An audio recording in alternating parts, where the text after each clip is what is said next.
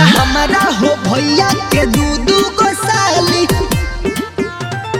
मोटकी में डाले के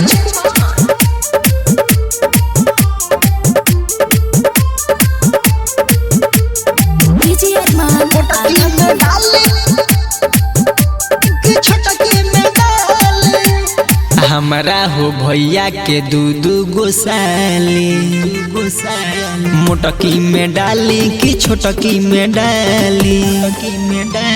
हमारा हो भैया के दू को साली मोटकी में डाले कि छोटकी में डाले। लाइल बानी रंग हम बाल्टी में घोरी, लाइल बानी रंग हम बाल्टी में घोरी। लाल पियर कलर से रंगे खाती ढोढ़ी।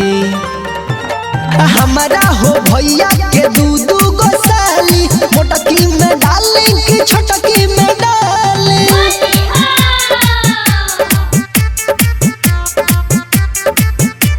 डीजे अरमान मोटकी में डाले कि छोटकी में डाले।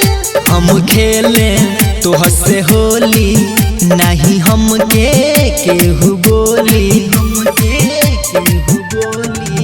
हम खेले तो हंसे होली नहीं हम केहू बोली। लाइल बनी डाले ला पिचकारी।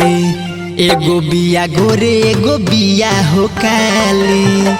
हमारा हो भैया के दू को साली मोटकी में डाले कि छोटकी में डाले। हमारा हो भैया के दू को साली मोटकी में डाले कि छोटकी में डाले।